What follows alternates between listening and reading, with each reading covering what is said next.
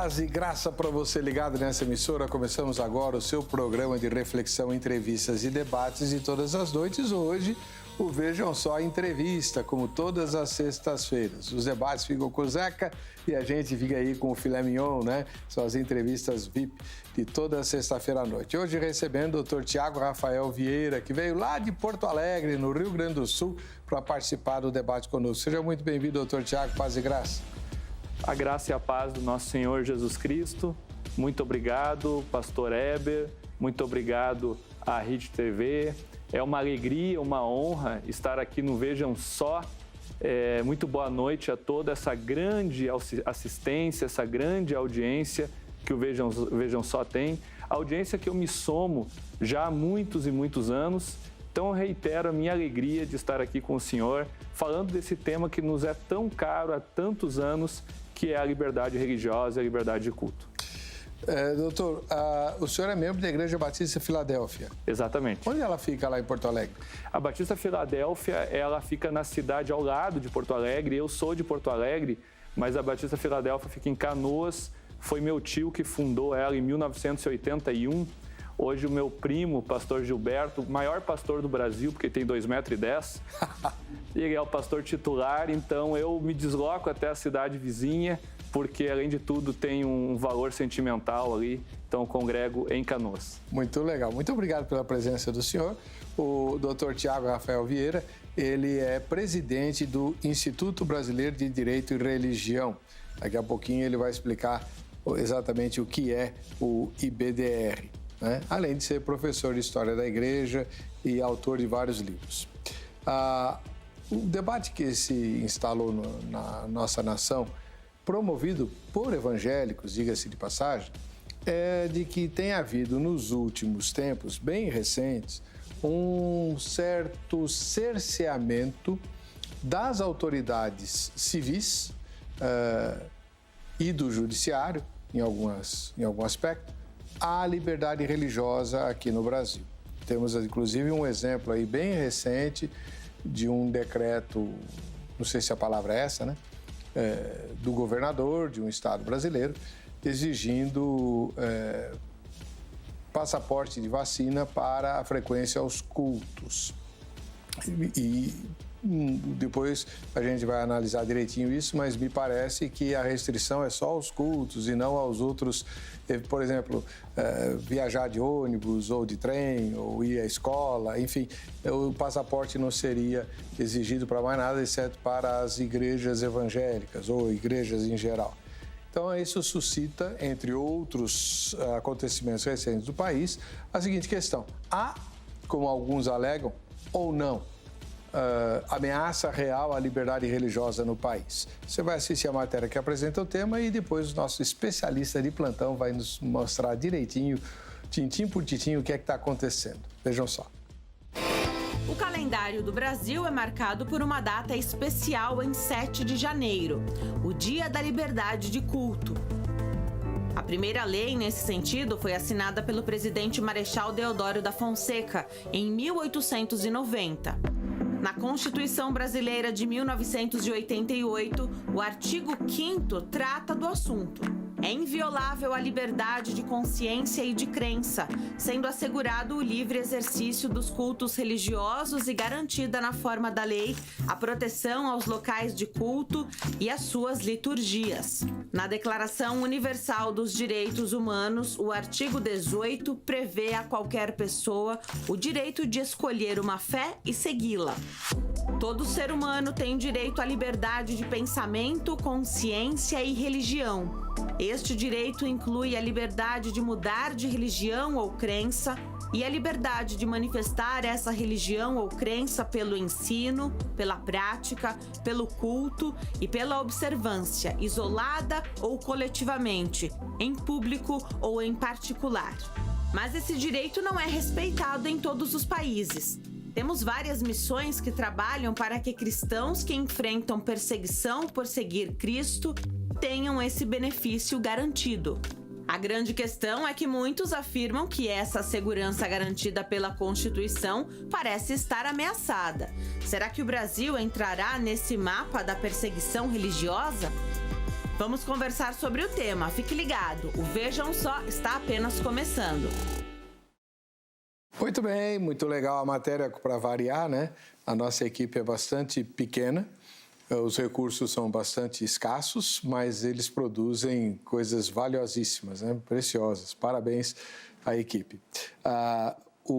Deixa eu, antes de começar a entrevista para valer, anunciar as mudanças que nós tivemos. O nosso site foi modificado, ele está muito legal e eu gostaria de convidar você que ainda não o visitou a visitar e frequentar o site RIT TV, www.rittv.com.br. Você vai se surpreender.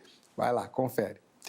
Conosco hoje o Dr. Tiago Rafael Vieira, cristão, membro da Igreja Batista Filadélfia, lá em Canoas, no Rio Grande do Sul, e que preside o Instituto Brasileiro de Direito e Religião. Vamos começar por aí, doutor. O que é o IBDR e por que ele existe? O IBDR, Instituto Brasileiro de Direito e Religião, nasceu em novembro de 2018, lá na Universidade Presbiteriana Mackenzie, no Centro Histórico, uma união de 30 amigos das mais diversas confissões, presbiterianos, assembleianos, batistas, católicos, enfim, esses amigos se uniram por sentir a necessidade de uma retomada dos direitos naturais, das liberdades civis fundamentais, desse estudo e especialmente da grande influência que a religião traz à sociedade e à cultura. Não existe cultura sem religião. E no Brasil, especialmente, a religião cristã, o cristianismo. Como diria Rui Barbosa, antes da República, o Brasil já era Brasil. O Brasil nasceu cristão, cresceu cristão e cristão continua sendo. Isso Rui Barbosa disse lá em 1890, quando ele escreveu aquele decreto que o Marechal Deodoro da Fonseca assinou e que estava na ótima reportagem que trouxe a entrevista aqui. Então, o IBDR nasceu dessa necessidade, é um instituto que congrega diversas confissões e diversas áreas do conhecimento, não só o direito, mas todas aquelas áreas do conhecimento que, de alguma forma, interagem com o fenômeno religioso, como a história, a filosofia, a teologia, a ciência política, dentre tantas outras. Então, o IBDR aí está comemorando agora, no 2º Congresso Brasileiro de Direito Religioso, vou fazer aqui um merchan, posso? Pode! Dia 25 e dia 26 de novembro, lá em Anápolis, na Universidade Evangélica de Goiás.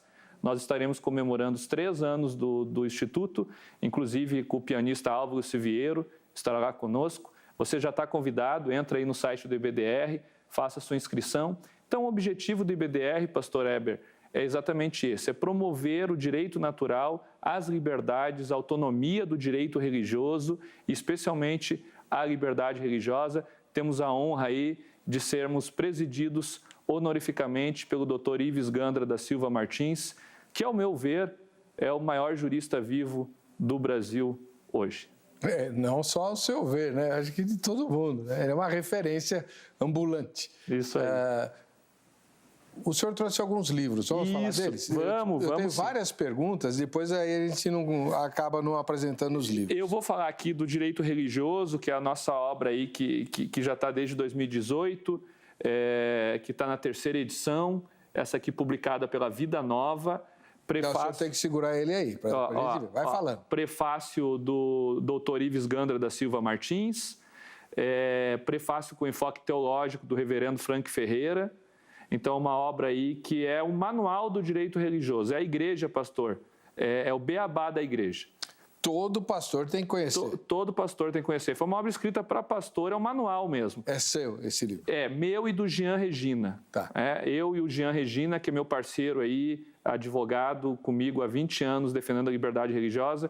Então, aqui a gente fala sobre como fazer um estatuto, aposentadoria do pastor, contabilidade de igreja, até uso capião, né? Porque muita igreja teve doado o seu templo, o seu imóvel, não sabe como fazer, até uso capião a gente fala aqui. Quero lhe presentear com esse exemplar. Opa! Aproveitar aqui o momento. Isso vai ser muito útil. Tá certo. Muito obrigado. Depois eu vou querer a dedicatória. Já tem, já tem? Sim, eu já eu já me fiz o dever de casa aí. Ah, tá. Primeiro tá os endossos aí, logo em seguida tem a dedicatória aí. Aham. Uau, haja endosso, hein? Beleza. Muito obrigado, doutor. Muito obrigado mesmo. Tá. Essa obra aqui é uma obra que foi tema ano passado e eu acho que vai ser tema ano que vem de novo, que é o abuso do poder religioso. Segura um pouquinho que ele vai aproximar a câmera. Vai falando. Abuso do poder religioso, né? Tem ou não tem abuso do poder religioso nas eleições? Eu tive a alegria de coordenar essa obra com o Dr. Ives Gandra, com o Dr. Valmir, que também é pastor da Assembleia de Deus, Valmir Nascimento. Então, é uma obra que fala sobre abuso do poder religioso, tem, não tem, o cristão... O que o pastor pode falar no púlpito, nas eleições? Então, esse é o tema dessa obra. Esse daqui, eu vou até mostrar de novo, ele é extremamente importante porque dos membros do Supremo Tribunal Federal, que é a Suprema Corte Brasileira, tem se insurgido contra o poder dos líderes religiosos nas eleições. Então, essa discussão é para lá de atual e de urgente. Ano que vem tem eleição. Aliás, nós estamos há menos de um ano. Isso aí. Há menos de um ano do primeiro turno das eleições. Olha, isso aqui é fundamental. O que pode e o que não pode ser feito e como se posicionar em relação a essa questão. Dá um close no livro de novo, por favor, senhor diretor, e aí a gente vai seguir, que tem outros. Abuso do poder religioso no processo político eleitoral. Ao longo do programa, você vai ver aí os contatos do nosso entrevistado, Dr. Tiago Rafael. Aí você anota e pode entrar em contato com ele para receber uma cópia, obviamente pagando, né? Já autografada pelo autor e tal. Aí quando for algum fiscal lá, você fala assim, escuta, eu estou aqui, eu sou amigo pessoal, né, do presidente do IBDR, estou aqui com o livro dele. E essa obra é fruto de uma pesquisa aí de 5 anos, que tem tudo a ver com o que nós vamos falar hoje, a laicidade colaborativa brasileira, também escrevi com o Jean. Essa obra é prefaciada pelo ex-ministro da Justiça, Dr. André Mendonça, e pós-faciada pelo Dr. Jonatas Machado, que é um dos maiores nomes do mundo sobre liberdade religiosa. E aqui nós demonstramos, pastor, como funciona a laicidade no Brasil. Existe um muro. O que existe no meio da igreja e do Estado? Elas são separadas, mas e no meio? O que tem? A gente fala aqui, também falando muito de história, como funcionou essa relação desde o início dos primórdios, e também pesquisamos aí mais de 10 países, como funciona hoje essa relação na Inglaterra, nos Estados Unidos, na Espanha, na Alemanha. Enfim, também quero lhe presentear com essa obra. Muito obrigado. E o prefaciador é o doutor André Mendonça? Doutor André Mendonça. Está cotado para o STF? Isso, foi indicado. Agora estamos esperando que o doutor Acolumbre faça o papel dele e marque a sabatina, né? Não, esse é só o primeiro passo, né? Agora, o que mais me irrita nessa... Duas coisas me irritam muito. Primeiro, o doutor André não aceitar vir ser entrevistado no Vejam Só, né? Ele e todos os outros, todas as autoridades do governo lá, embora presbiteriano, assim como eu, nem a Damares, que é da Igreja Batista da Lagoinha, aceitaram até hoje vir, o convite continua aberto, né? Então vamos fazer uma força aí. Por favor. E isso me irrita. Agora, o que me irrita mais ainda é o fato de ele ter sido indicado para o STF e haver várias vozes contrárias simplesmente porque ele é pastor. Acho que tem tudo a ver com o nosso tema, né? Tudo a ver com o nosso tema. Quer dizer, peraí. Tenha santa paciência. Aí não. Aí não. Aí não. Bom, deixa para lá. O senhor mencionou que nesse livro aqui, o senhor faz uma análise do papel da igreja e o Estado na China. Olha, existe muita curiosidade entre os evangélicos brasileiros a respeito dessa relação. Como é que ela se dá? O senhor pode resumir para nós? Claro. Eu vou resumir partindo da França. Tá. Porque a China, de certa forma, é um resultado que acontece na França e o que muitos querem trazer para o Brasil.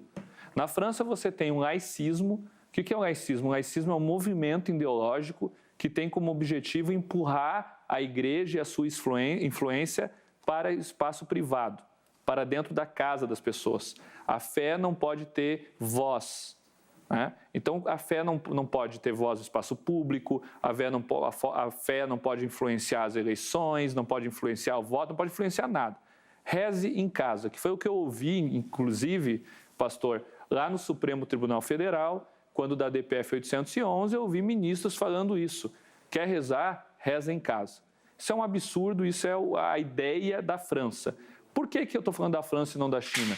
Porque a China já é o resultado do que a França deseja. A China já aconteceu o total secularismo da sociedade. Se empurrou tanto a fé para o espaço público que a fé se tornou uma ideia cultural. E a religião é substituída pelo quê? Pelo Estado. O Estado se torna uma religião secular. Deus é o presidente do partido, é o presidente do país. Até o corte de cabelo lá tem alguns cortes porque é parecido com o chefe, como na Coreia do Norte. Então, o que está acontecendo na China hoje? Na China hoje, as grandes igrejas, as igrejas que têm muita presença nacional, como a Igreja Católica, as igrejas protestantes históricas, elas precisam pedir a bênção. A Igreja Católica não é para o Papa, ela precisa pedir a bênção para o presidente do país. Então, o padre, ele se submete ao partido e não à Santa Sé. Esse é um grande problema que está acontecendo na China hoje. Inclusive, gente, a Bíblia está sendo reescrita pelo Partido Único. Nós não temos aqui no Brasil a NVI, a NAA, a Revista e Corrigida, que são versões da Bíblia, pastor.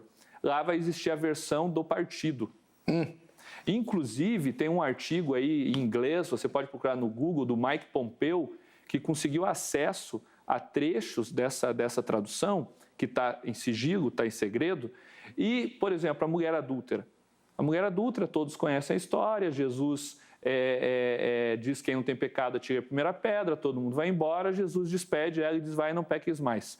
Na versão chinesa, depois disso, Jesus olha para o pecador e diz, eu sou um pecador, tu é uma pecadora, mas o teu pecado merece a morte. E Jesus mata a mulher. Credo! Essa é a versão do partido chinês. Então, a Bíblia vai ser totalmente alterada, secularizada para ter os valores do Partido Comunista. Então, isso é o que acontece na China e esse é o resultado de quando você empurra a fé para o espaço privado, diz que a fé é uma questão privada, a fé é privada, mas também é pública. Então, você tira a questão pública da fé, empurra para o privado, isso empurra, esmaga até tornar o secularismo. E quando torna o secularismo, você muda os dogmas da pessoa, você muda a crença, você muda até o pensamento. Então, é isso que está acontecendo na China. Até o pensamento das pessoas está sendo alterado. Por isso que há muitas igrejas chamadas de subterrâneas lá, né? Para fugir desse controle social absurdo do Estado lá. Agora, o senhor usou uma frase que me surpreendeu. O senhor disse assim, não existe cultura sem religião. O senhor disse há pouco, lembra disso? Claro. Como assim não existe cultura sem religião? Então, o movimento ateísta é um movimento anticultural? A cultura, ela bebe de valores morais objetivos. Os valores morais objetivos estão aonde? Estão nos livros sagrados. No Ocidente, o principal livro sagrado, a construção do Ocidente se deu por meio dos valores judaico-cristãos, por meio do Decálogo, Êxodo 20. Você pode não concordar, você tem o direito de não concordar, mas foram esses valores que formaram o Ocidente. O encontro de Jerusalém, desses valores, que está lá no Pentateuco, na Torá, com a filosofia grega de Atenas e com o direito de Roma, com o direito romano, formou o Ocidente. Quando você tira os valores morais objetivos, o que acontece com a civilização? Ela rui. Todas as civilizações que não tinham valores morais objetivos que se dão na religião foram extintas, acabaram. O próprio Império Romano teve uma sobrevida por causa do cristianismo. O Império Romano estava em declínio e Constantino, numa grande jogada, se aliou à Igreja Cristã para dar uma sobrevida aí de 170 anos ao Império Romano, que senão ele já teria ido para o espaço ali mesmo. Então, pastor, tira os valores morais objetivos de uma sociedade. O que é valor moral objetivo, gente? Não matarás, não adulterarás, honrai teu pai e tua mãe, não prestais falso testemunho e por aí vai. São valores morais, porque é moralidade, e é objetivo, está lá, está escrito. Tira isso da sociedade. O que sobra? Sobra o relativismo. E o relativismo sempre é a lei do mais forte. O mais forte decide. E o mais fraco é oprimido. Em algum momento, pastor, isso não vai dar certo. E o que vai acontecer? Vai acabar aquela civilização. Então, onde há civilização, há cultura. Onde há cultura, há religião. Uau! É uma questão importante aí. Depois a gente tenta aprofundar isso. Eu quero, inclusive, indicar um livro para o pessoal. Christopher Dawson, Dinâmicas da História do Mundo, explica muito bem essa questão cultural e religião, como é importante, aí faz uma análise até do Oriente também. Agora, doutor, então, em cima dessa questão aí, se a religião é um direito natural, o senhor mencionou direitos naturais, eu nem sei quais são eles, mas enfim, se a religião ou o direito à fé é uma coisa natural do ser humano, reconhecida até pela ONU, né? Por que tantas vezes a gente tem ouvido aqui no Brasil pessoas falarem, não, o Estado é laico, a igreja não tem que participar de nada. Há um incômodo, parece que a igreja está incomodando, de algum modo, essa noção aí de laicidade. O que é um direito natural, gente? O direito natural é aquilo que é intrínseco ao ser humano. Antes de existir Estado, de existir civilização, de existir direito, as pessoas já detinham esse direito. Por exemplo, direito ao contraditório e ampla defesa. Eu tenho uma filha de 4 anos. Com 2 aninhos, ela já se defendia. Ah, foi tu que tu fez isso? Não, não fiz. Ela já exercia o direito de defesa. Ninguém ensinou isso para ela. Com 1 aninho, ela já dizia, é meu, direito à propriedade. É um direito natural. Ninguém ensinou para ela que a boneca é dela. Mas o direito à propriedade é um direito natural. O direito à crença.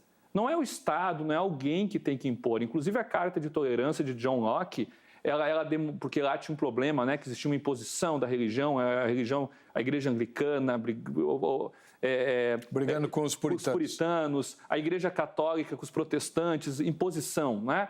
John Locke, em 1686, vai dizer o seguinte, não, nós temos que ser tolerantes porque é um direito natural do ser humano. Isso está acima, isso é prévio, isso é antecedente ao Estado. O que nós fizemos? Nós precisamos viver em sociedade, porque o homem é mau, o homem é depravado. Então, se a gente não viver em sociedade, a gente viver no estado de natureza, a gente vai se matar. O mais forte vai vencer o mais fraco, que é o que eu estava falando de cultura. Então, o que nós fazemos? Nós entregamos a autotutela e a promoção da justiça para o Estado, com a seguinte condição, Estado, tu tem que proteger os meus direitos naturais. E o principal direito natural qual é? A liberdade de crença. E eu vou explicar o porquê. Porque é a crença que nos move. O que faz eu acordar todos os dias, abrir meus olhos e fazer qualquer coisa que eu faço, é a minha crença. Como assim? Você pode não orar quando você acorda, mas os valores que fazem você viver a sua vida, se tu parar para pensar de onde eles vão vir da sua crença.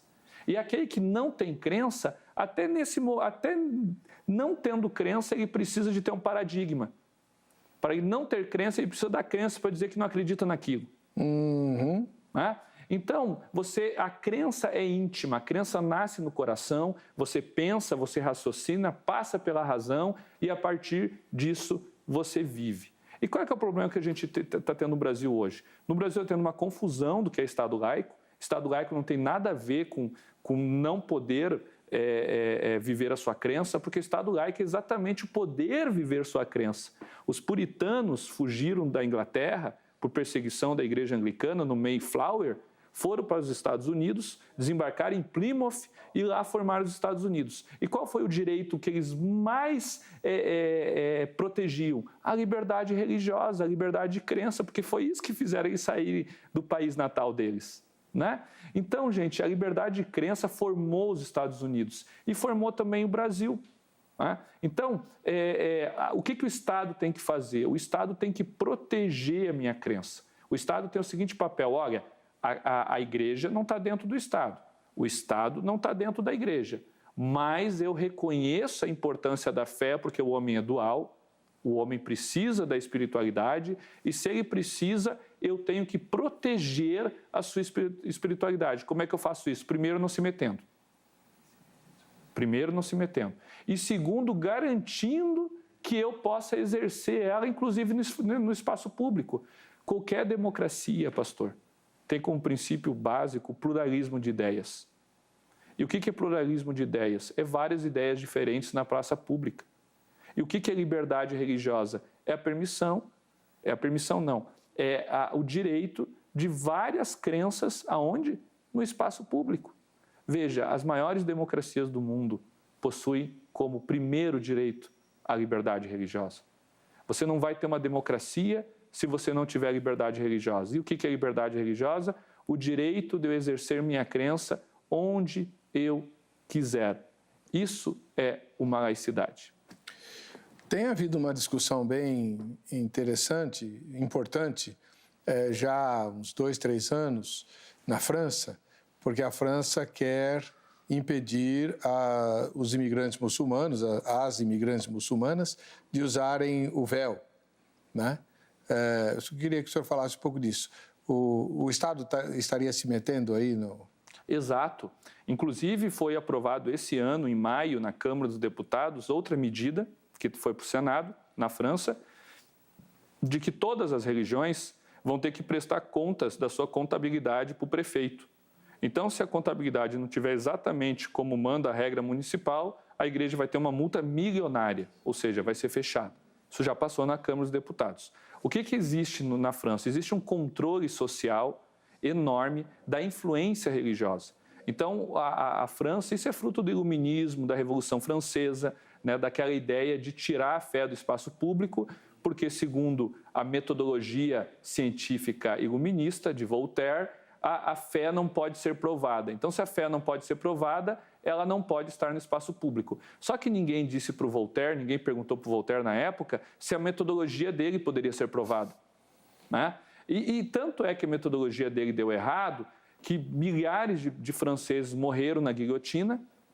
O cara que era o pai da Revolução Francesa, Maximilien Robespierre, também morreu na guilhotina e tiveram que entregar à França. O povo clamou por quem? Por Napoleão Bonaparte, o sanguinário Napoleão Bonaparte. O imperador. O imperador. Tiveram que entregar o poder do povo a um imperador. Essa ideia veio até os dias de hoje, de certa forma, e aí você continua tendo na França, o que eu disse antes, lá da China, que é essa necessidade de tirar qualquer influência religiosa do espaço público. Então, uma mulher vestindo uma burca na rua é uma influência religiosa, porque as pessoas olham, não, peraí, por que ela está vestindo isso? Não, porque ela obedece ao Corão, porque ela tem submissão a Alá, mas isso me machuca, eu não quero saber disso. Ela vai fazer isso dentro de casa, até a ponto de que ela não possa mais fazer isso.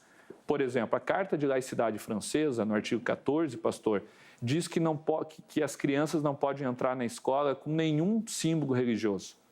Nenhum símbolo religioso inclui uma camiseta dizendo eu amo Jesus, ou um crucifixo no pescoço, ou um escapulário que os católicos usam, né? Então, é exatamente isso. Tira a influência. Só que, gente, o Ocidente foi construído, como eu já disse, pela influência cristã.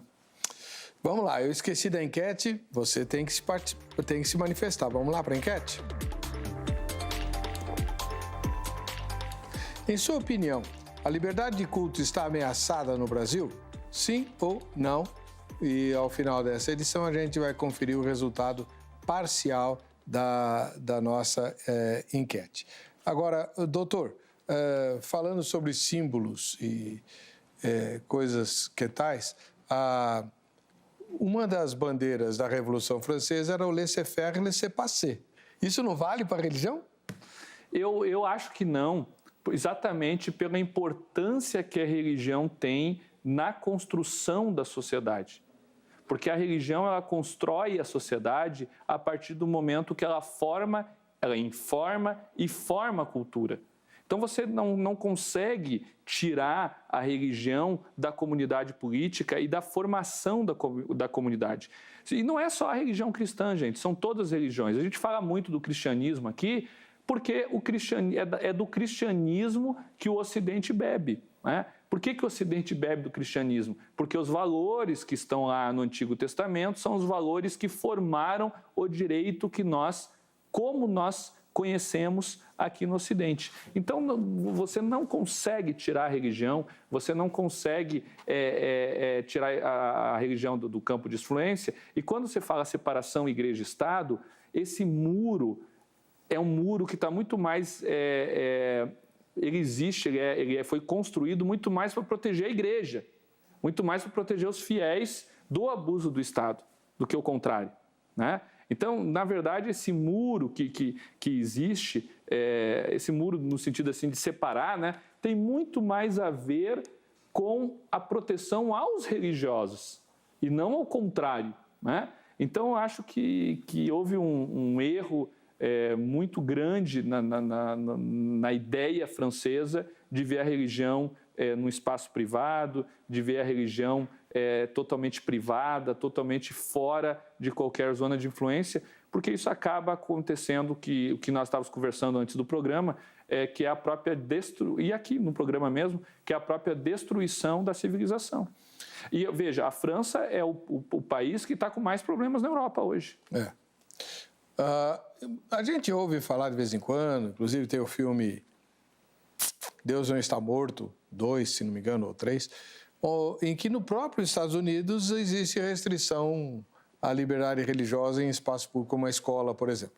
Um desses filmes que eu mencionei trata do dilema de uma professora que dá aula numa escola chamada Martinho Lutero, uma escola que tem o nome do principal reformador protestante, e ela não podia mencionar, acho que um versículo da Bíblia, alguma coisa assim, como parte, não falando, olha, como disse Jesus, não, usando como um dizer, né? Isso é mito ou é verdade? Está acontecendo esse tipo de coisa lá? Não, isso é verdade. Nos Estados Unidos, malgrado os Estados Unidos ter sido formado a partir de uma ideia cristã, tanto é que no documento de dependência dos Estados Unidos, a frase em inglês mais falada do mundo hoje é a seguinte: consideramos essas verdades como autoevidentes. A criatura é dotado por seu Criador de direitos inalienáveis, quais sejam a propriedade, as liberdades e a busca pela felicidade. Isso está na Carta de Dependência dos Estados Unidos. Bonito. Então, o americano ele bebe dessa ideia de criatura, de criador, da importância do criador. Só que os Estados Unidos ele tem uma ideia que vem de John Locke de liberdade individual. Então, a liberdade individual é a máxima do norte-americano.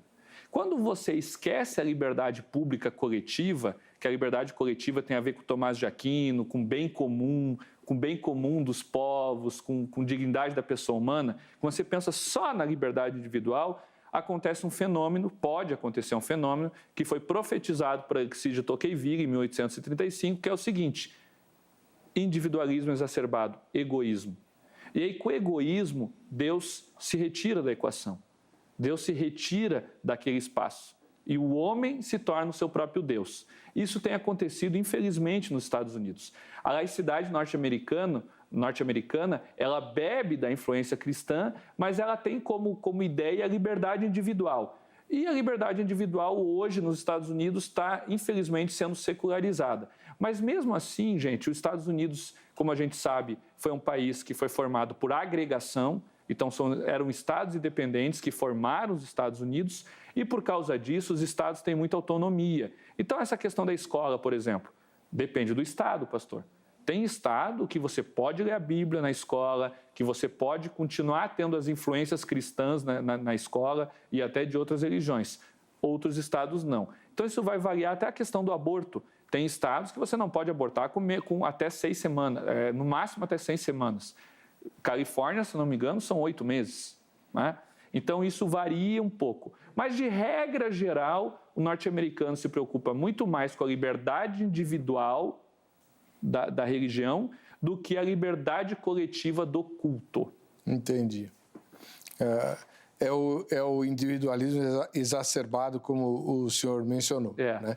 Como é que fica, agora trazendo para o Brasil, há uma discussão bastante grande, mesmo anterior a esse governo, algum tempo atrás, não lembro quem, conseguiu passar, não sei se nacionalmente ou nos estados, a educação religiosa como parte do currículo escolar? 5-6 no STF, né? Foi apertado.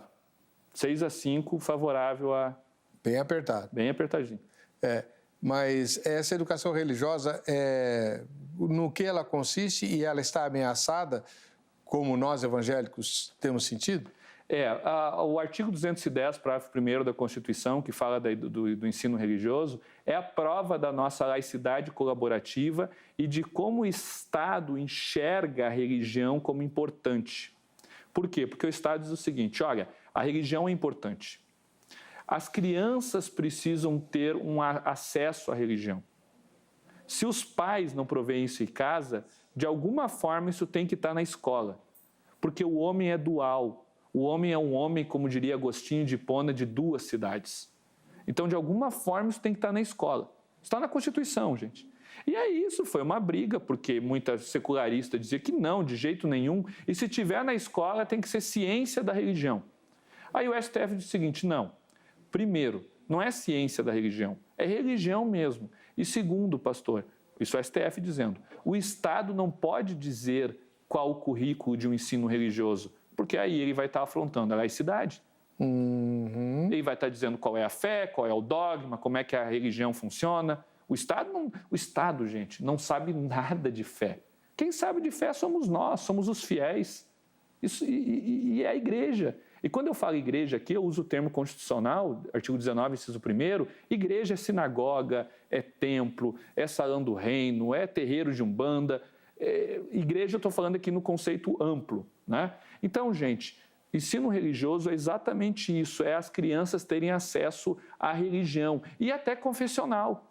E um voto brilhante do ministro Alexandre de Moraes, né, que hoje está sendo tão criticado, mas nesse voto ele foi brilhante o seguinte, até confessional, porque se aquela localidade, lá, por exemplo, de Rio Preto, né, a cidade do meu querido amigo Antônio Cabreira, se lá em Rio Preto todos são evangélicos, qual é o problema do ensino religioso ser evangélico? E outra, não pode ser, e o professor tem que ser um professor da igreja evangélica, custeado pela própria igreja, mas é isso que aquela população quer. Ah, mas eu sou ateu, ou eu sou católico, ou eu não quero saber que meu filho tem acesso a esse tipo de ensino. Ok, é facultativa a matrícula. Ele não é obrigado. Agora, o Estado, pastor Heber, no Brasil, não pode dizer qual é o currículo. Não é o seguinte, você vai aprender um pouquinho de catolicismo, um pouquinho de presbiterianismo, um pouquinho da Igreja da Graça, um pouquinho da Umbanda. Não é uma democracia. Por que não é uma democracia? Porque é religião, e religião não é democrática, gente. Religião parte de dogmas, de credos, do que as pessoas acreditam.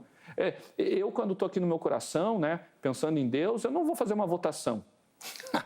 Não, peraí, vamos pegar todo mundo aqui do estúdio, o que vocês acham que eu tenho que acreditar? Não, eu acredito e ponto final, não interessa. Claro, o pastor pode dizer, olha, Tiago, eu acho que essa tua crença não está muito certa, ele pode querer me ensinar. Inclusive a função dele, função de ensino, pastor, reverendo. Eu posso aceitar ou não. E a mesma coisa lá no ensino religioso. Então, o ensino religioso é a prova, pastor, que o Estado brasileiro reconhece a importância da religião e não se mete nos nossos dogmas, nas nossas crenças. Pelo menos tinha que ser assim, né? Então, mas um dos campos de batalha mais ferozes que nós temos visto aqui no Brasil é justamente a escola, que, do meu ponto de vista, extrapola o seu papel educacional, principalmente no que se refere à sexualidade. Eu não sei o que a Constituição diz, mas se eu tivesse que escrever a Constituição, eu diria que a educação sexual é tarefa primordial da família, não da escola. A escola estuda e ensina ciências. Como é que o senhor vê isso? E o que a Constituição diz? Me ajuda. Pois é. Então, assim, veja, a escola vai ter diversas disciplinas e uma só facultativa de religião. Por quê? Porque a religião, como a gente já falou aqui bastante, não vou me repetir, é fundamental para a sociedade. Liberdade sexual, ela é uma das liberdades civis fundamentais, as pessoas têm essa liberdade, mas elas não são estudadas no ensino fundamental. No ensino fundamental é estudada biologia. E biologia é uma ciência comprovada metodologicamente, comprovada cientificamente, de que o homem tem um DNA, tem um cromossomo, XY, e a mulher tem outro XX. Isso deve ser aprendido na escola. Agora, outras questões como, vou falar aqui, ideologia de gênero. Por que eu vou dizer ideologia de gênero e não identidade de gênero? Porque eu não acredito em construção social, pastor. Eu não acredito que um menino ele é fruto de uma construção social. Eu acredito que o menino é menino porque ele vai nascer com um órgão genital masculino. E por que ele nasceu com um órgão genital masculino? Porque, como está lá em Salmos, no ventre da minha mãe tu me entretecesse. Então, Deus, como está em Gênesis 2:24, criou o homem e a mulher. Essa é a minha crença, não é democracia. Eu acredito nisso. Eu acredito que existe o homem, XY, a mulher, XX. E o que eu acredito é comprovado cientificamente. Né? Agora, construção social, bom, isso é uma teoria que não é comprovada cientificamente. Não é comprovado. Pode ser verdade? Eu tenho certeza que não. Mas se você acha que pode ser verdade, vá estudar, vá comprovar isso cientificamente. Mas não é um ambiente de escola, não é um ambiente de uma criança que está em formação. Se a gente, às vezes, fica, né? Não é ideologia. Por que ideologia, gente? Porque ideologia é uma filosofia, né? Uma coisa que não é comprovada. Ou não, é comprovada, é identidade. A gente não discute, pastor? A gente está discutindo, debatendo, é importante, isso é uma democracia, a gente debater. Agora, tu vai trazer uma coisa que não é certa para uma criança de 8 anos. É um absurdo. Eu tenho acompanhado isso e, com muita tristeza, eu digo, tem havido uma quantidade imensa de jovenzinhos e jovenzinhas extremamente confusas e confundidas, crianças mesmo, confusas e confundidas em relação àquilo que elas são. Né? Então, quando você vê uma menina de 12 anos ou 11, que eu ouvi com 11, uma menina de 11 anos, aqui em São Paulo, dizer assim, eu sou pansexual, misericórdia, quem com 11 anos de idade pode saber qualquer coisa a respeito de si? Quem ensinou isso a ela? O pai e a mãe não foi. Nós temos o caso, que é um caso nacional, né? É da Juliana Ferron. Não sei se o senhor conhece a Juliana Ferron, mas ela tentou adotar uma criança. Existe a família monoparental, né? Que é a adoção só por uma mãe ou só pelo pai, e ela tem um histórico homossexual. Só que ela deixou a prática homossexual, se converteu, hoje é evangélica, hoje ela dá aula sobre isso, palestra sobre isso e tal, e ela tentou entrar na fila da adoção. Não é para adotar. É na fila, então você tem que ter uma habilitação para poder estar na fila. E o que a psicóloga e assistente social disseram? Você preenche todos os requisitos, só que você é crente. E essa sua crença é fechada, você tem que repensar a sua crença para poder adotar uma criança. Mas peraí, isso aí não é crime?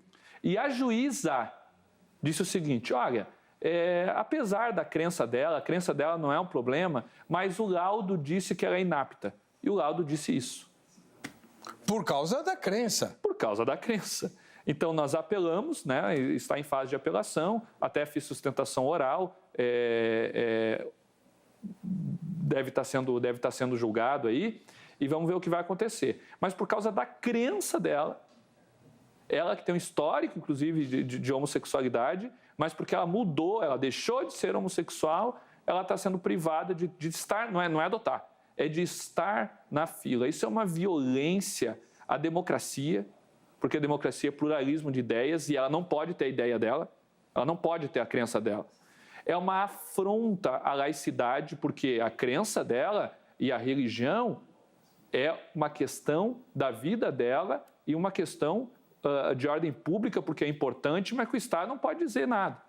E também é uma violação à liberdade de crenças, convicções íntimas dela e à liberdade religiosa. Então, assim, é uma violação em cima da outra, perpetrada, infelizmente, pelo Poder Judiciário. Vamos ver se a gente reverte isso. Tem que reverter. Nos tribunais. A lei está a favor dela e o senhor está em cima da verdade, né? Mas o que me intriga, doutor, e eu queria saber do senhor... Só um parênteses, eu só estou trazendo esse caso porque ele é público, tá? Claro, lógico. E depois o senhor passa para o meu produtor os contatos dessa moça para a gente entrevistá-la. Não sobre isso, mas sobre as dificuldades que a conversão tem trazido à vida dela. Vai ser um testemunho legal. Sim. Porque muita gente, nós crentes somos meio ingênuos, né? A gente acha assim, a pessoa se converteu, tudo virou maravilha. Às vezes a conversão é que produz um monte de problemas. Perseguição, né? Começa daí. Começa daí. Aí vai dizer que no Brasil não tem perseguição? Não tem como existe nos países comunistas ou nos países islâmicos. Mas há uma outra perseguição ferrenha, né? Eu me lembro do pastor Neto, que foi homossexual, mudou a prática dele quando se converteu, tem um ministério chamado Hesed, com H-E-S-E-D, que é misericórdia, né? E que orienta cristãos que têm inclinação homossexual e tal. Ele foi demitido do emprego dele, né, no Emílio Ribas, em parte justamente por causa disso, porque ele era uma prova viva de que é possível mudar, e eles não querem que exista esse tipo de prova, né? É como se essas pessoas não existissem. E o senhor foi muito feliz em lembrar o exemplo, como que ela chama? Juliana Ferron. Juliana Ferron. É lá de Passo Fundo, Tchê.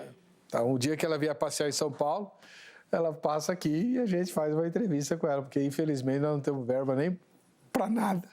Bom, como a gente pode se defender, os pais podem se defender dessa militância que existe nas escolas? Porque isso é militância, né?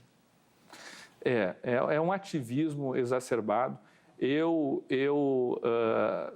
Como muitos doutrinadores dizem, né? Vou morrer defendendo a liberdade de você ter o direito de ser homossexual. Isso é um direito seu, você é adulto. Agora, assim como você tem o direito de ser homossexual, e eu tenho o direito de ser crente e de dizer que a homossexualidade é pecado. Então, nós precisamos viver, pastor, em um espaço de harmonia, em que todos possam ter os seus valores, viver conforme as suas crenças, os seus dogmas, as suas ideologias, desde que não seja contrário à própria sociedade. E os pais, quando eles encontram esse tipo de violação, eles devem procurar primeiro o diretor da escola, devem conversar com o diretor da escola, dizer que não concorda com esse plano de ensino, com essa forma de ensinar, que não existe comprovação, pedir dados. Quais são as comprovações? Né? Daqui a pouco tirar a criança da escola. Uhum. E se for uma escola pública, aí denunciar. Tem que existir denúncias, porque na escola pública não está no Plano Nacional de Educação a ideologia de gênero, a tal da identidade de gênero. Muita gente quer fazer crer que esteja e não está. Como muita gente quer fazer crer, eu sei que o tema não é esse, outro dia a gente aborda esse tema, muita gente fala assim, a ciência provou que existe o gene da homossexualidade. Não existe essa prova. Não existe. Nenhum artigo científico sobre isso. Exatamente. Continua, doutor, desculpa. Pois é. Então, os pais, eles devem buscar o diretor da escola, acho que é o primeiro momento, né? E se não vê saída, buscar os órgãos legais, a Secretaria de Educação e, em último caso, até a própria Justiça. O fato é que a crença tem que ser respeitada, porque a crença não é uma ideologia, a ideologia ela é algo criada pelo homem, a crença é criada pelo próprio Deus. Mas eu não acredito em Deus. Ok, você não acredita em Deus, mas eu acredito e eu entendo que ela foi criada por Deus. A ideologia, tanto eu quanto você sabemos que foi criada pelo homem. E se ela foi criada pelo homem, ela pode ser falha. Por isso que ela é uma ideologia, né? Então, nós precisamos cada vez mais estar atentos e vigilantes. Nós temos um direito constitucional que prevê as nossas liberdades. O ordenamento jurídico brasileiro, se a gente fala naquele livro verde e amarelo, né? O ordenamento jurídico, ou seja, tem diversas leis que protegem a crença, e sempre com urbanidade, com respeito, seguindo a regra de ouro tomista, que na verdade é o segundo mandamento de Cristo, que é amai o seu próximo como a si mesmo. O amor na cruz venceu o diabo, venceu o mal, venceu tudo. Então, temos que agir com amor. E agir com amor também é se posicionar. Então, doutor, eu estou pelejando aqui para lembrar, mas minha memória é péssima. Alguém disse que muitas vezes o mal prospera por causa do silêncio dos bons. Martin Luther King. Foi o Lutero mesmo? Não, Martin Luther King. O reverendo Martin Luther King. É isso aí, exatamente. Essa frase do Martin Luther King é perfeita, né? O silêncio dos inocentes faz o mal prosperar, né? Então, não podemos nos calar. Não podemos. Nós precisamos defender nossos dogmas, defender nossas crenças e, principalmente, pastor, o Estado brasileiro prevê ampla garantia à liberdade religiosa. A reportagem muito bem colocou o artigo 5º, inciso 6º, mas nós temos o artigo 5º, inciso 7º, ou seja, até a pessoa segregada, que é segregada, cometeu um crime, está preso, ela tem direito à religião. Sério? O pastor, o rabino, ele pode entrar no presídio. O diretor do presídio não pode vedar que a religião entre na pessoa que está presa, não importa o crime que ela cometeu, gente. Cometeu 20 assassinatos, ela continua sendo ser humano. E como ser humano, ela continua sendo uma pessoa de 2 cidades. E se ela quiser se arrepender, do ponto de vista espiritual, um pastor, um padre, um rabino, um sacerdote, não importa quem seja, tem o direito de entrar lá. E o doente também, que é o segregado contra a sua vontade. A pessoa ficou doente, está no hospital, tem direito de entrar lá, né? Por quê? Porque a religião é imprescindível. Aí você vai para o inciso 8º, eu não sou obrigado a fazer alguma coisa, objeção de consciência, se a minha fé não permite. Como os adventistas, né? Sábado eu não trabalho, então eu não vou prestar um concurso sábado, um vestibular. Dá um jeito de fazer um vestibular no sábado à noite, na sexta à noite. É um direito do adventista. Assim como, por exemplo, se a minha religião, como os testemunhos de Jeová, são pacifistas, eu não vou servir. Então, o artigo 143, parágrafo 1º, garante que eu não preste serviço militar. E veja, o serviço às Forças Armadas é importantíssimo para uma nação, não é? E mesmo assim o Estado abre mão. Você não quer servir por causa da sua religião? Não sirva. A gente já falou do ensino religioso, casamento religioso com efeitos civis. O Estado reconhece que o matrimônio nasceu na igreja. Matrimônio é algo inventado pelos cristãos. Matrimônio, um homem e uma mulher. Tanto o Estado reconhece que diz, olha, o que abençoou Deus não separe o homem. Se a tua cerimônia foi religiosa, nós concedemos para ela também efeito civil. Está no artigo 226 da Constituição. Então, o direito é o que a gente mais tem para garantir a nossa liberdade. Temos que exercer, né, pastor? Agora, doutor, uma dúvida que muita gente tem, inclusive eu. No Brasil, o casamento entre pessoas de mesmo sexo pode ser celebrado na igreja por força de lei? O pastor é obrigado a celebrar? Essa é uma discussão bem interessante. Eu não vou nem para a questão semântica, porque casamento, para mim, implica matrimônio. E matrimônio é entre homem e mulher. Não existe matrimônio entre 2 homens e entre 2 mulheres. O senhor está se baseando em quê? Na Bíblia. Ah, tá. Matrimônio nasce na igreja, a ideia de casamento, né? E a Bíblia deixa bem claro que casamento é entre um homem e uma mulher. O que Deus uniu o homem, a questão das 3 dobras, certo, né? O homem, a mulher e Deus, né? As 3 dobras é mais difícil de romper, etc. Mas agora, a sociedade está aí. Existe, sim, união entre homem e homem, e mulher, deve ser respeitados, deve ter todos os seus direitos garantidos, né? Existia muito problema de 2 homens casados, né, unidos a vida inteira, um morria e não tinha pensão, não tinha nada, né? Tem que ter seus direitos preservados. Só que agora, o Estado é laico. Se a minha igreja, no meu estatuto social, diz que o casamento é entre um homem e uma mulher, ninguém pode obrigar o pastor, o padre, a fazer um casamento entre 2 homens. Porque essa jurisdição é eclesiástica. É a separação das ordens. Está lá no artigo 19, inciso 1º, é vedado ao Estado embaraçar o funcionamento dos cultos e das igrejas. Se a minha fé entende que o casamento é entre homem e mulher, o santo matrimônio é entre homem e mulher, assim é. Aconteceu um absurdo, que o IBDR participou emitindo parecer, também outras entidades fizeram isso, em São José dos Campos, que uma igreja entrou com um pedido de registro de estatuto, e lá, num dos artigos, dizia o seguinte, que o casamento era apenas, que não realizaria casamento entre homossexuais. Esse era o texto do estatuto. Se eu tivesse feito o estatuto, e eu já fiz milhares, né, eu teria colocado casamento entre homem e mulher, não usaria a expressão homossexual. Mas o pastor lá quis usar, o advogado, sei lá, quem fez o estatuto usou. O que aconteceu? impugnado. Por quê? Discurso de ódio.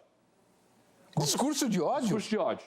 Como assim? Odiando quem? Discurso de ódio, porque isso afronta a DO 26, que a DO 26 é que fala do discurso de ódio, que isso é racismo religioso, que isso é um absurdo.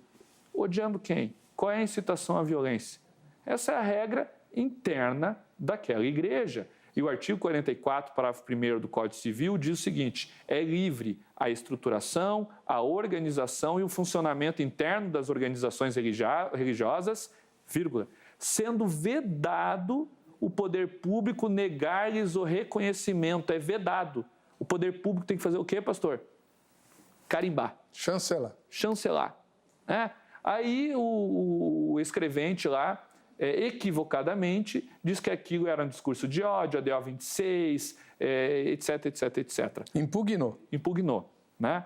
Depois de muita conversa, pareceres e toda uma confusão lá em São José dos Campos, né? Isso foi parar na TV, em tudo que é lugar, parece que já resolveram e o estatuto foi registrado. Mas um absurdo, né? Então, isso que está acontecendo. Essa perseguição ela está aumentando. Mas o senhor está falando uma coisa muito importante. Eu sou da Igreja Presbiteriana Independente. Até onde eu sei, nenhum estatuto da Igreja Presbiteriana Independente traz um artigo, uma linha ou um parágrafo, seja lá o que for, esclarecendo a questão do casamento. Então, ela fica em aberto. Aí não é perigoso? O que acontece? A Confissão de Fé de Westminster... Ela fala que o casamento é entre um homem e uma mulher. Então, né? Isso já está conseguido. Aí lá no estatuto, provavelmente da IPI, deve ter um artigo dizendo que guarda a confissão... São os símbolos de fé. Os símbolos de fé, né? Mas mesmo assim, eu prefiro, ou no estatuto ou no regimento interno, constar a questão do casamento, porque vai para a interpretação. Aí alguém pode dizer assim, não, mas tem igreja aí, por exemplo, a Igreja de Confissão Luterana, que entende que o casamento pode ser homossexual. A Igreja Anglicana, né, até realizar o primeiro casamento homossexual no Brasil em uma igreja foi pelos anglicanos. Por que vocês não podem? Não está dizendo que não pode. Não, é na confissão de fé, é na Bíblia. Não, mas essa Bíblia aqui é a mesma que os anglicanos usam. Por que você não tem uma interpretação igual dos anglicanos? Aí a pessoa que não entende nada de fé, de igreja, de exegese bíblica, ela começa a pôr caroço no angu, né? Então, a melhor coisa é pôr no estatuto ou pôr no regimento para deixar claro. Eu acho até que sua igreja está um pouco mais protegida, porque está lá nos símbolos de fé dos presbiterianos, mas... Olha, não custa, né? Não custa. Como a gente está vivendo perseguição religiosa aí, coloca. Muito bem. Nós estamos entrevistando o Dr. Tiago Rafael Vieira. Ele é o presidente do Instituto Brasileiro de Direito e Religião, discutindo essa questão que você está vendo aí, né, a ameaça real à liberdade religiosa do Brasil. Vou fazer uma pergunta um pouco mais sensível. Doutor, um governador pode exigir que o crente, para se reunir na congregação dele, apresente alguma coisa? Pois é, né? Eu acho que os nossos telespectadores já entenderam que não pode, né? Não tem separação Estado e Igreja. Esse Estado, e eu vou dizer, posso falar o Pode. Estado? Até porque ainda é uma democracia no Brasil, né? O Estado do Pernambuco, o governador Paulo Câmara, já é um velho conhecido nosso. Ano passado, na pandemia, ele proibiu até culto online. Culto online? Culto online. E proibiu o culto online, ficaram algumas semanas, e aí até o reverendo Augusto Nicodemos fez vídeos, todo mundo fez vídeo lá, e ele voltou atrás. Porque, eu não sei, mas pode ser que o Covid passava pela fibra ótica no culto. Francamente. Isso aconteceu em Pernambuco. Agora, o mesmo governador vai lá e cria barreira sanitária religiosa. O que é a barreira sanitária religiosa? É o seguinte, você é crente de qualquer fé, tá, gente? Você vai num culto. Então é o seguinte, ou você vai com o esquema vacinal completo, com a carteirinha de vacinação completa, ou você vai com o teste de PCR. Senão você não entra no culto. É isso, artigo 2º desse decreto, né? Ônibus está liberado. Ônibus é importante, as pessoas têm que trabalhar, está liberado. Crença não é importante, culto não. Vai com a carteirinha de vacinação, com o teste de PCR. Qual é o problema aqui? Primeiro, um problema de consciência, liberdade de consciência. Liberdade de consciência que é praticamente absoluta. Porque a liberdade de consciência, a liberdade de pensamento, a liberdade de crença são íntimas. O Estado não pode dizer como é que eu ajo a minha consciência. Não pode fazer isso. Isso fazem na China. Então. Não é? Aí ele diz, não, você não tem liberdade de consciência de não querer tomar a vacina, não interessa qual é o motivo. A pessoa pode não querer colocar o vírus dentro de si na picada. Né? Eu aconselho as pessoas a se vacinarem. O IBDR aconselha as pessoas a se vacinarem. Mas alguém, por uma questão de consciência, não é fé, pastor, de consciência pode não querer vacina. Bom, essa pessoa não pode ir para a igreja. Outras pessoas não têm a vacina porque não tem para a faixa etária dela. Ou porque elas tomaram a AstraZeneca e agora só tem Pfizer. E não funciona. Ou vice-versa. Outras pessoas não podem tomar vacina por questões médicas. Se tomar vacina, vai ficar com trombose, vai morrer. Então, não interessa. Você não tomou a vacina, você não entra no culto. Daí o governador diz o seguinte, não, é só fazer um teste de PCR. E a população pobre, que é a maioria do estado de Pernambuco, tem dinheiro para pagar um teste de PCR toda semana, porque o teste dura, parece que 5 dias, tem validade? Porque o estado de Pernambuco, governador, não fornece teste de PCR para quem não tem sintomas. E as pessoas vão no culto sem sintomas. Claro. Mas precisam do teste de PCR. Então, é uma violência. E aí eu vou falar que, para mim, isso é uma perseguição religiosa clara e vou explicar por quê. Veja, a maioria dos doutrinadores de direito, isso é uma ideia que vem de John Locke, de novo John Locke. Qual o conceito jurídico de culto, de religião? Não vamos para o antropológico, sociológico, teológico, e daí a gente vai se matar, né? Jurídico, é simples. Não existe religião sem culto. Certo. Tem um outro conceito jurídico do meu professor Jonatas Machado, que a religião é pergunte aos religiosos. O Estado não tem que se meter nisso. Muito bom. É? Mas eu vou ficar com a do John Locke aqui. Bom, então não existe religião sem culto. Bom, o que eu faço? A religião majoritária é uma religião que é contra a minha ideologia socialista. Porque ele é socialista, o Paulo Câmara, PSB. É contra a minha ideologia socialista, é contra o que eu acredito de identidade, vou usar o teu termo, tá? Identidade de gênero, e etc, etc, etc. Então, o que eu faço? Eu acabo com a religião. Como é que eu vou acabar com a religião? Eu acabo com o culto. Se eu tiro o culto, eu acabo com a religião. Como é que você persegue a religião? Acaba com o culto. Por isso, a proibição de culto online. Mande rezar em casa. Mande rezar em casa. Sozinho. Sozinho. Né?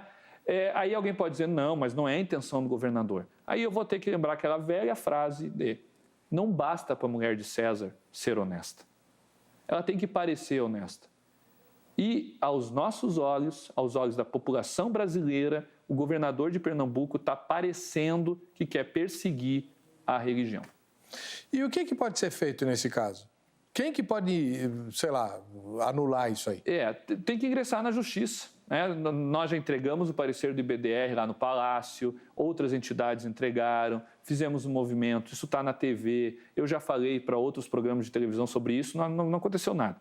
Então, a gente está falando aqui, de repente até alguém já ganhou uma liminar, né? Porque é tudo tão rápido, mas tem que entrar na justiça e vamos ver o que a STF vai dizer, porque isso vai acabar no STF. E o STF, com toda a vênia, com todo respeito aos ministros, tem andado muito mal quando se fala de crença.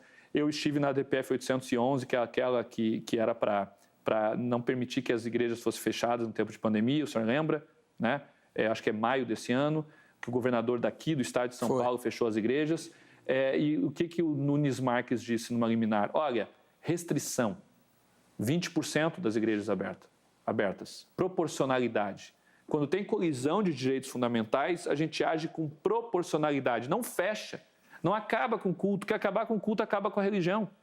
E a religião é fundamental para a sociedade. O que os ministros disseram, inclusive alguns textualmente não, oralmente afirmaram, reze em casa. O STF disse isso, né? Então, infelizmente, se for para o STF, eu não sei o que vai acontecer também. Bom, deixa eu pôr no ar a pergunta bomba e o que o senhor vai responder no próximo bloco, e isso vai demandar um tempinho porque a pergunta é meio cabeluda. Vamos lá? Doutor, Não é verdade que os cristãos aplaudiriam de pé restrições legais a práticas religiosas condenadas nas Escrituras, como a feitiçaria, por exemplo? Então, se a perseguição for contra os feiticeiros, a gente vai aplaudir, né? Depois o senhor responde. Deixa eu falar com você sobre a AGRADE, Academia Teológica da Graça de Deus. Ela está com cursos novos, inclusive à distância, totalmente remodelados, em 3 níveis o curso bíblico, básico, intermediário e avançado. Você pode, na sua casa, fazer esses cursos, vai contemplar a Bíblia toda, todos eles, só que com graus diferentes de profundidade. Você vai gostar, eu tenho certeza. Além dos vários outros cursos que a Grade mantém, não em todas as filiais. Esse que eu falei, todas as filiais têm, tanto presencialmente quanto à distância, tá bom? 3115-0819 é o telefone em São Paulo para você tirar suas dúvidas no horário comercial. Não adianta ligar agora, liga no horário comercial. 011-3115-0819. Na volta, além da pergunta bomba, a gente vai ver quem anda assistindo ao Vejam Só e, entre outras coisas, voltamos já.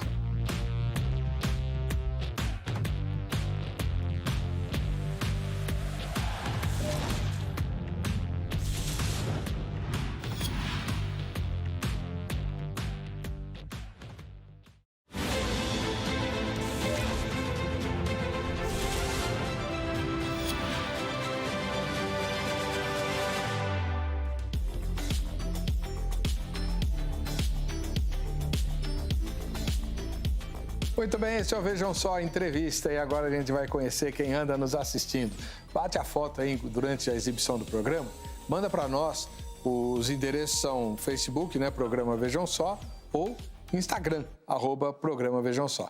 E você, além de nos fazer conhecer você, né, você pode acabar ganhando um presente aqui da produção. O que a gente quer mandar agora, já que estamos no mês de outubro, o mês da Reforma Protestante, é a Bíblia da Reforma, uma edição que foi elaborada, assim, lindíssima da Sociedade Bíblica do Brasil, né? Bíblia de Estudo da Reforma, com os textos dos reformadores, tem uma parte inicial artística lindíssima em papel couché, um presentão, foi a edição dos 500 anos, né, da Reforma. Quem mandou foto para nós foi a Sheila Andrade. Ela mora em Barra Mansa, lá no Rio de Janeiro. Olha lá, ó, faz isso que ela fez. Bate a foto durante a exibição do programa. Olha que bonita que ficou a foto. A única coisa que estraga é aquele feio que está lá atrás. Né? Mas eu não posso falar muito não, que eu sou pior que ele, né? Então tá. Valeu, Sheila. Beijo para você. E no Rio de Janeiro também, o Carlos César. Hoje a nossa audiência é carioca. O Carlos César também bateu a foto durante a exibição do programa, mas alguém bateu para ele. Seu Carlos, tem que dizer quem foi a pessoa que bateu a foto para a gente dar o crédito aqui, viu? Não foi você? Ou será que ele usou o temporizador? Pode ser também. Deus te abençoe, meu irmão. Bem, estamos entrevistando o Dr. Tiago Rafael Vieira, que, entre outras coisas, dá aula de História da Igreja, é advogado, é escritor e é presidente do Instituto Brasileiro de Direito e Religião. Doutor, como crente, o senhor sabe, não é verdade que os cristãos aplaudiriam de pé restrições legais a práticas religiosas condenadas nas Escrituras, como a feitiçaria? Pois é, essa é uma mentalidade que nós precisamos mudar. Mas antes de responder diretamente a pergunta, eu preciso lembrá-los que a liberdade religiosa possui dimensões, e uma dimensão dela é o direito ao proselitismo. O que é proselitismo?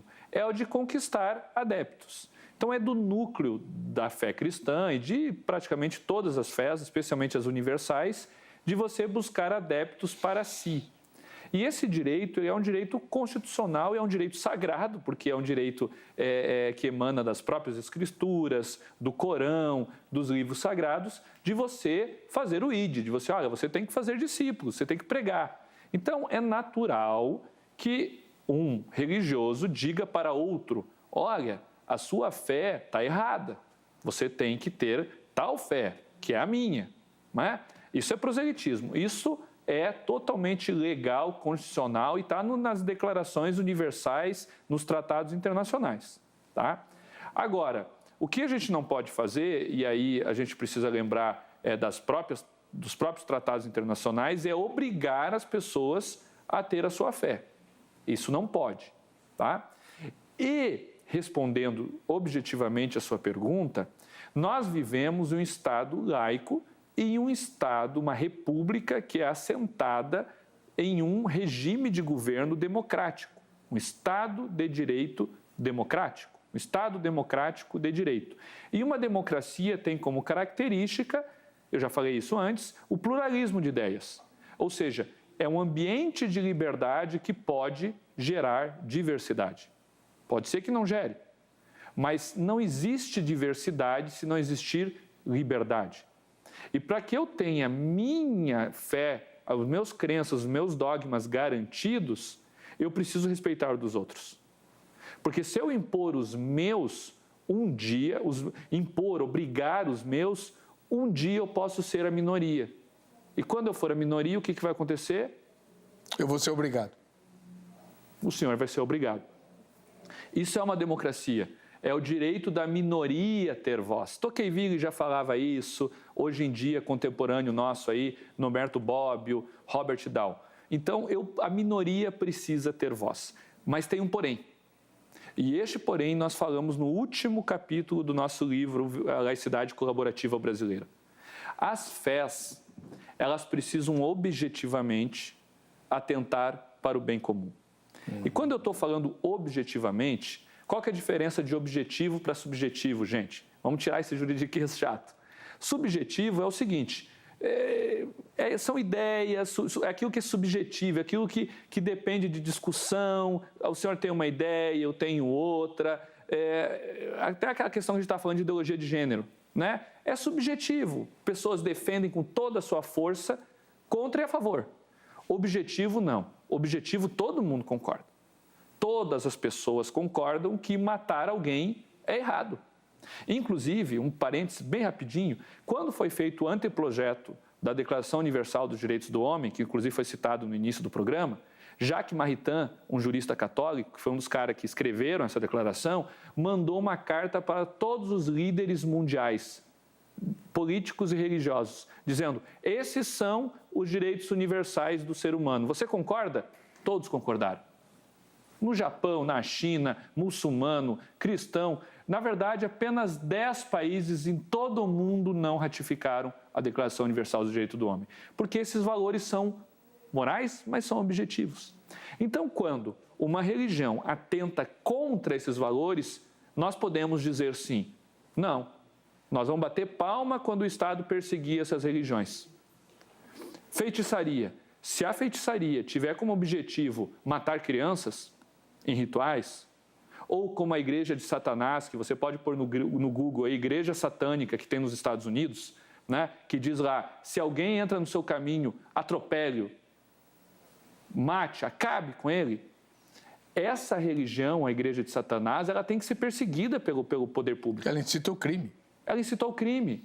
Inclusive, sempre quando eu falo em separação de esferas, né, que a jurisdição eclesiástica, vem uma pergunta que chega a ser assim, de uma ingenuidade, né? Mas eu vou falar ela aqui. Doutor, o senhor disse que a jurisdição é intocável, que na igreja ninguém pode mexer. E se acontecer um crime lá dentro? Crime é da esfera civil. Se acontecer dentro da igreja, o que vai acontecer? O Estado vai lá e vai exercer a sua jurisdição civil. A jurisdição ela não é espacial, no sentido de dentro da igreja sagrado pode fazer qualquer coisa lá dentro. Não pode fazer coisas criminosas. Assim como a jurisdição do poder civil, do Estado, também. Se lá dentro do Estado tiver alguma liturgia estatal que é totalmente contrária aos valores daquele país, também não pode. Né? Então, respondendo objetivamente, cristãos, vocês podem sim bater palmas quando não vou nem chamar de igreja, né, porque isso aí é um absurdo, mas alguma seita, né, de alguma forma, alguma seita atente contra aqueles valores morais objetivos, contra aquilo que é crime, denuncie, bote a boca no trombone, porque o Estado Constitucional brasileiro não protege seitas e religiões que atentem contra os valores morais objetivos da humanidade. Isso aconteceu com os meninos de Deus. Exatamente. Que promovia a saída de crianças e adolescentes das famílias, e eles aliciavam, né, faziam a cabeça deles, tanto é que eles foram proibidos no mundo. Não, teve aquele caso que eu esqueci o nome da seita agora, nos Estados Unidos, que teve o suicídio coletivo. Nas Guianas lá? Não, eu não lembro agora. Mas era um americano, né? Jim Jones. Exatamente. Aquilo ali atenta contra os valores morais objetivos, o Estado tem que perseguir, tem que pôr na cadeia. O lugar de quem faz isso é atrás das grades. Alguns comentários bem rapidinho. Paulo César escreveu, está previsto na CF/88, que eu não sei o que é, Constituição Federal de 88, como uma garantia fundamental no seu artigo 5, o direito à religião, né? O Nicolas escreveu, acho que um dia estará, mas ainda não. Conforme o Apocalipse 13, um dia correrá perigo à liberdade. Então, por enquanto, ainda temos liberdade, mas um dia vamos perder. Mas eu acho que perigo já tem, né? Apocalipse 13 é o capítulo que fala das bestas, a besta que emerge do mar e a besta que emerge da terra. O anticristo falso profeta. Né? O Antônio escreveu o seguinte, se a esquerda ganhar a próxima eleição, teremos uma perseguição maior às igrejas. O senhor acha isso? Eu acho, e não quero aqui polarizar a esquerda e a direita, mas muitos partidos de esquerda, eles bebem da fonte socialista. Eles bebem de Karl Marx, eles bebem de Gramsci e outros doutrinadores de esquerda. E para esses doutrinadores, eles entendem o seguinte, que a religião é o ópio do povo. Por quê? Porque ela aliena as pessoas, no sentido das pessoas ficarem pensando só em Deus e não verem que são oprimidas.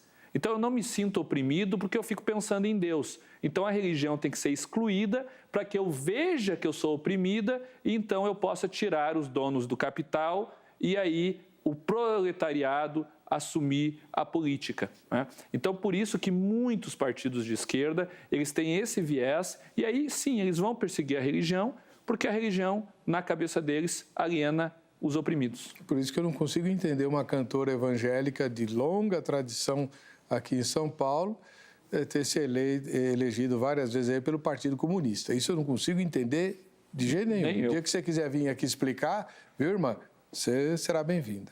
Mas, poxa, enfim. O Marciano diz, estão tentando calar a verdade da Bíblia, começando pelas nossas crenças. Isso é verdade, a gente precisa se levantar, como o doutor mencionou aqui. A Solange, primeira pandemia não podia cultuar, agora tem que estar vacinando logo, vão por outro empecilho. Está se referindo ao estado de Pernambuco, como a gente abordou aqui, né? E a Juventina, cada vez que se cria uma lei contrária aos princípios bíblicos, afeta a nossa liberdade de culto. Pois é. Eu queria agradecer imensamente ao Dr. Tiago Rafael Vieira, que viajou às custas dele mesmo, lá de Porto Alegre, né, para São Paulo, para participar dessa entrevista. Muito obrigado, que Deus o abençoe. Quem quiser entrar em contato com ele, os contatos foram publicados, foram colocados aí ao longo da gravação, mas estão publicados e lá continuarão em nossas redes sociais. Eu posso dar um presente aqui para os teus telespectadores? Diga. Se vocês querem, se vocês estão passando, pastores, violações nas suas igrejas, na liberdade de culto, acessa lá. Vai estar aí na descrição, bit.ly/direito religioso, tudo maiúsculo. Isso é um presente, é um e-book que fala sobre orientações práticas em tempos de Covid, o que fazer quando você sofre uma perseguição religiosa, um presente do IBDR em conjunto com a Vida Nova e com a Editora Fiel e com o Seminário Martin Butzer. Glória a Deus, muito bom. Resultado da enquete. Em sua opinião, a liberdade de culto está ameaçada no Brasil? Essa é a pergunta. Vamos ver a resposta parcial até agora. 65% disseram que sim, muito bom. E não, os 35% restantes. A gente se despede aqui com a paz e a graça de Jesus. Até o próximo Vejam Só Entrevista.